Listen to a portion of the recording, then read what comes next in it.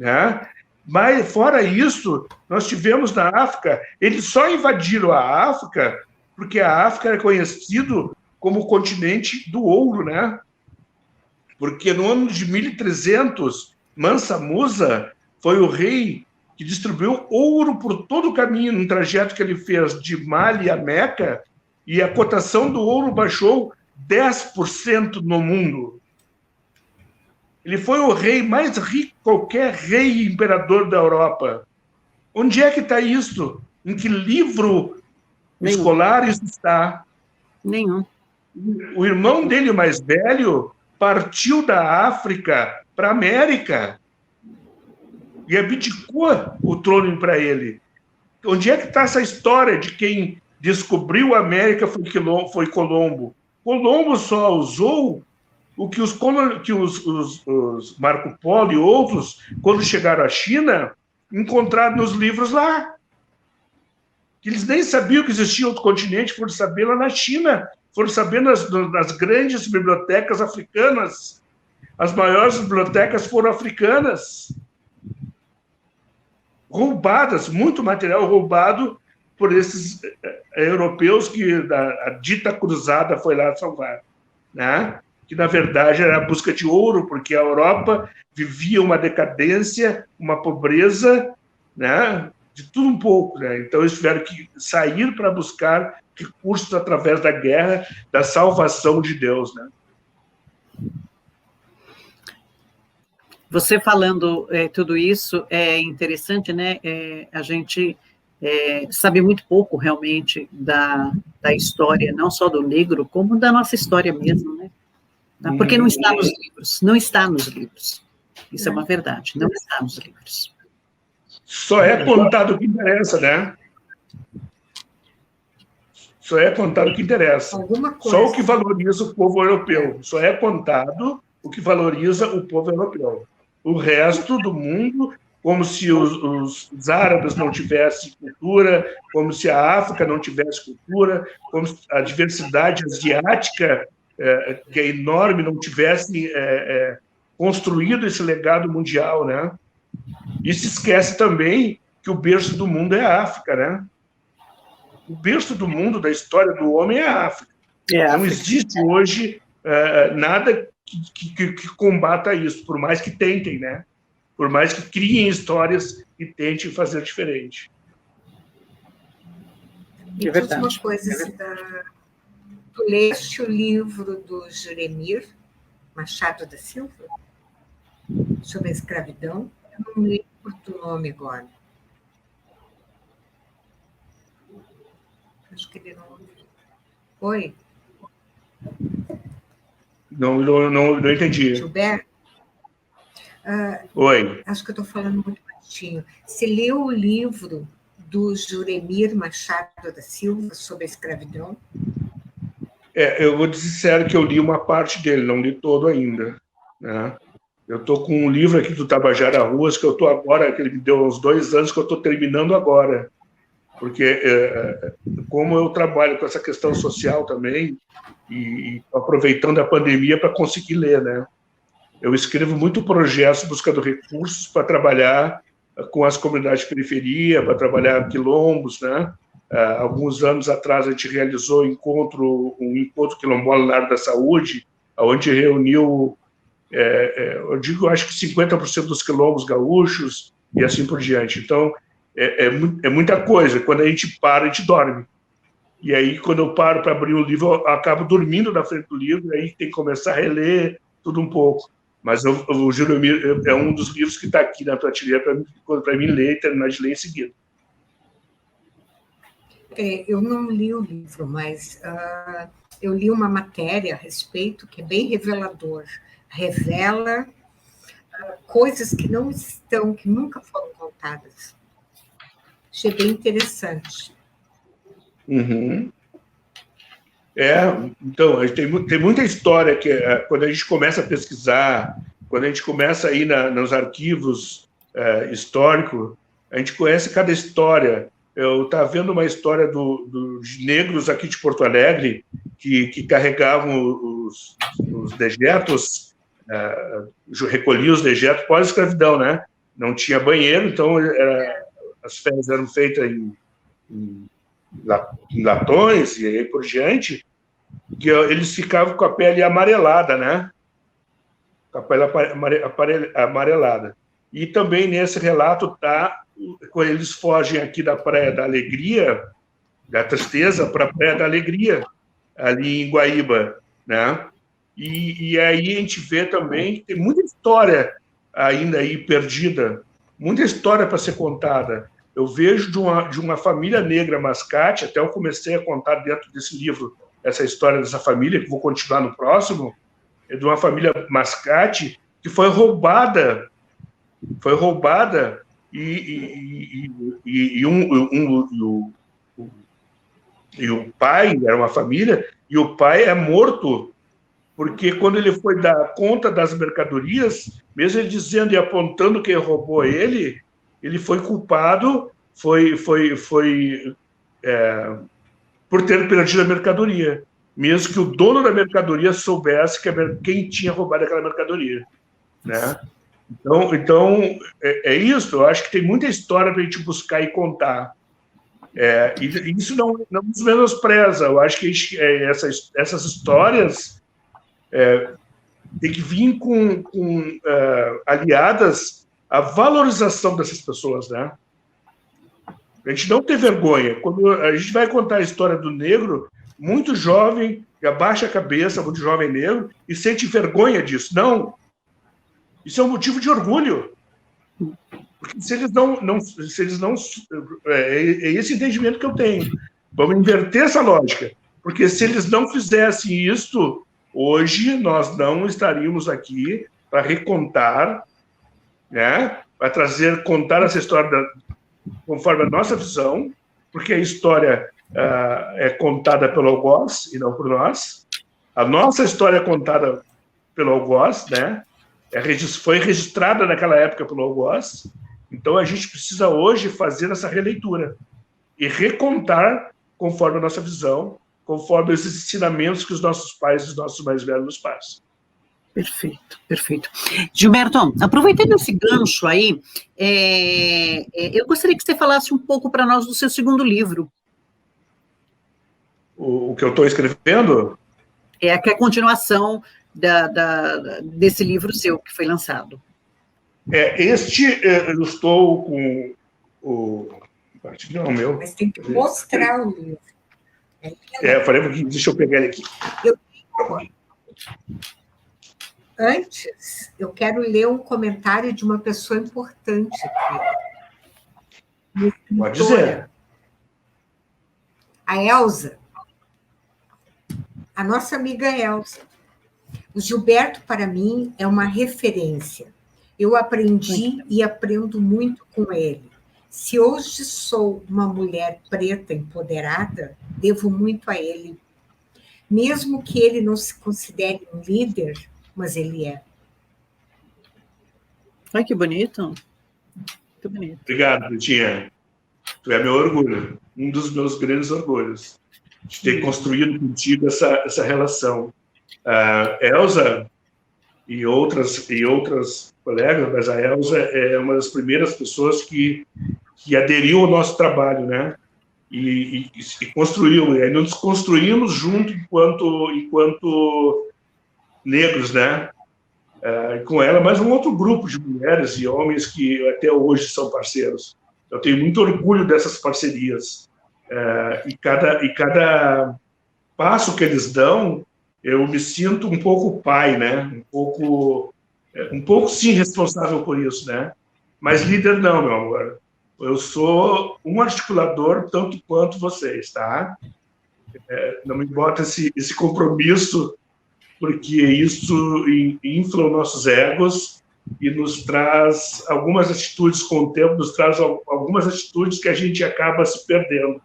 Então, eu me entendo e vou me entender sempre como articulador, não quero ser um líder, porque eu quero parceiros, né, e não seguidores. Eu quero pessoas que pensem e que me confrontem nas minhas ideias, né, que se tiver pensar diferente, venham, Gilberto, eu acho que não, porque só assim eu vou crescer.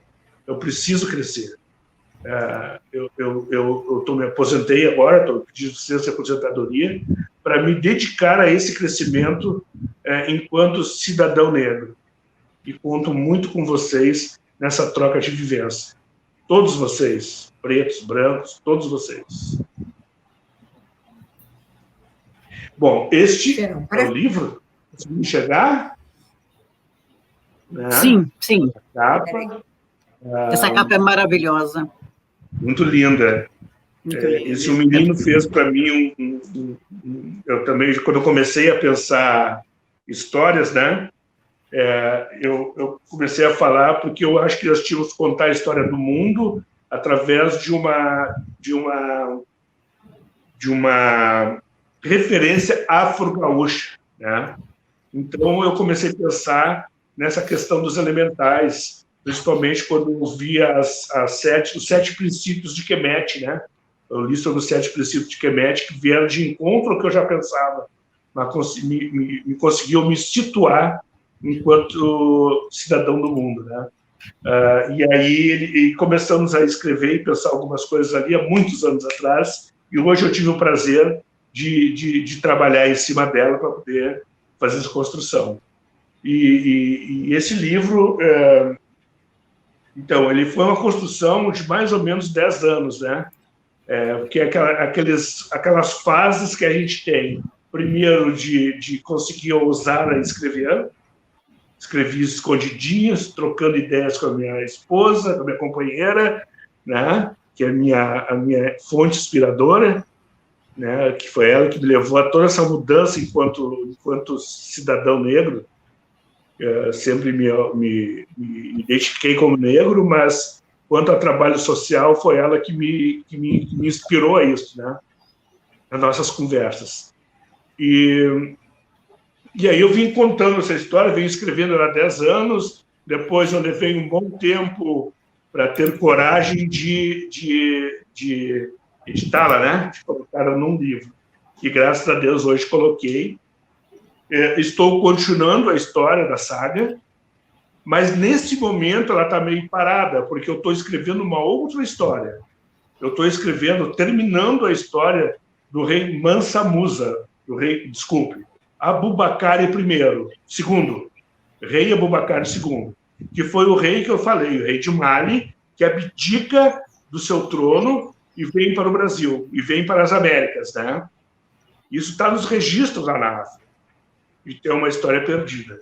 Então, eu estou trazendo isso para uma fábula, eu estou trazendo estou fazendo uma construção de uma história fictícia para poder inserir a história do mundo, né? Trazer um pouco da história do mundo através de elementais, são seres encantados, que está aí no nosso meio, mas a gente não consegue enxergar, né? Eu entendo que esses elementais são o que nos rega, o que nos dá o caminho, né? Mas a gente não consegue, que é aquela força interior, né? Aquela luz interior que a gente tem e a gente ainda não conseguiu descobrir ela na sua totalidade, né? Mas a gente tem ela, a gente só faz essas ações porque essa luz está ali, que essa força está ali, né? Que muitas vezes a gente não sabe nem explicar. E ela não tem que ser explicada, ela tem que ser usada, né? Então, eu estou contando essa história. Ela é uma história desse rei que encontra um mundo encantado do nosso continente, encontra um outro continente dentro desse continente, é um continente encantado, né? Que ele entra só através de um portal. E ali a história vem com muita aventura e romance também, né? Ela conta a história de Amotia. Amotia foi o primeiro ser vivo que foi criado. Ela foi criada junto com o Big Bang, né? Ela é a mistura de todas as matérias do universo, e é um ser com um poder muito grande, mas que não usa entre os humanos. Então, ela e depois as Oberins e Gos, que são outros seres, que são esses aqui, né? Esta aqui é a Motia, mas elas não têm forma. Elas só assumem a forma porque elas têm poderes, tá? Então é isso, aguardem e a gente vai contando.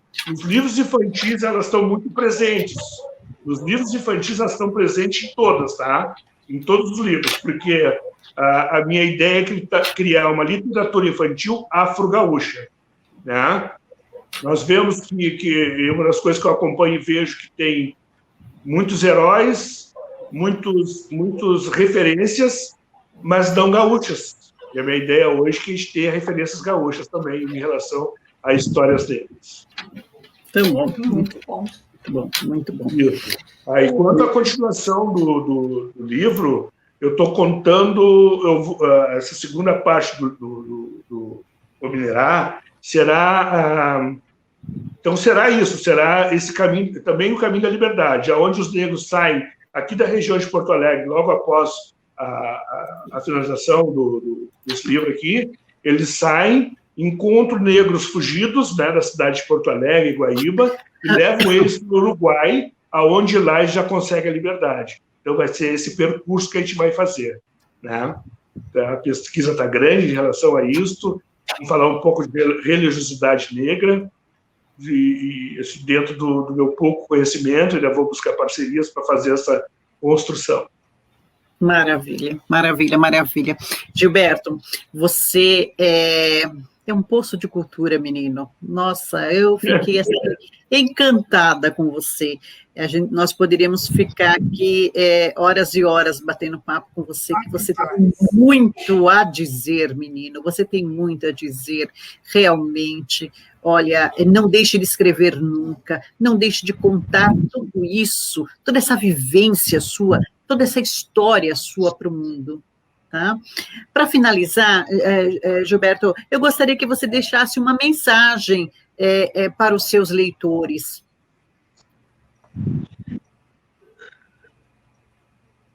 Eu tenho falado para todos os meus amigos e leitores que precisamos construir um legado negro, né?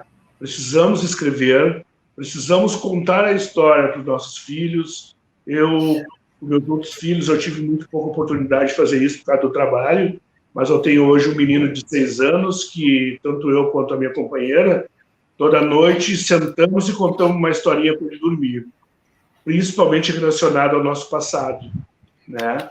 E isso tem me ajudado também a construir novas histórias, né? Falar e contar um pouco da própria história dele nessa forma fictícia, né? Então, ele é um menino que nasceu no meu coração há 4 anos atrás, né? Ele é meu Ocã, é meu filho adotivo. Hoje, mas que não tem diferença nenhuma com qualquer um dos meus filhos, né? Amo ele, ela é parte da minha carne, né? Mas ele me ajuda nessa troca de relação, nesse momento que eu estava tão afastado das crianças, né, em relação à pandemia, em relação a filhos e netos também, que moram nas suas casas, né? Então, ele me ajuda a ter esse contato e buscar me aprimorar, aprender com ele o que ele quer ouvir e precisa ouvir, né? E eu acho que, nesse momento de pandemia, são eles que nos dão esse roteiro, essa rota, né? Quando a gente está nos maiores momentos para depressão. Então, eu deixo como mensagem isso. Leiam e leiam para os seus filhos. Discutam com os seus amigos. Ninguém tem que ter razão. Ninguém tem que ter... Eu acho que a conversa não pode ter fim. Ela não pode ser finalizada em relação à negritude. Ela tem, a cada dia a gente vai descobrindo um fato novo. A história é assim. Ela não é uma ciência exata. Ela é uma ciência que a gente vai construindo degrau a degrau, né? Eu acho que a gente tem que, sim, discutir, ter diferenças. É essa diferença que nos fortalece, não é a igualdade, e sim a diferença, que com ela a gente aprende. Com ela e com essa troca de vivência a gente aprende.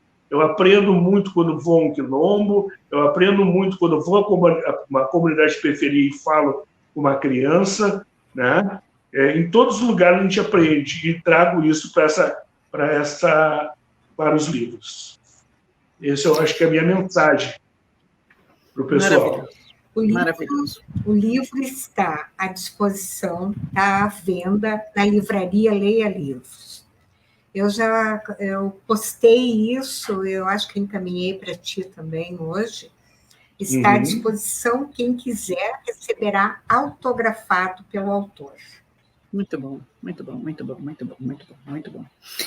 Gilberto, parabéns, muito sucesso para você, continue assim,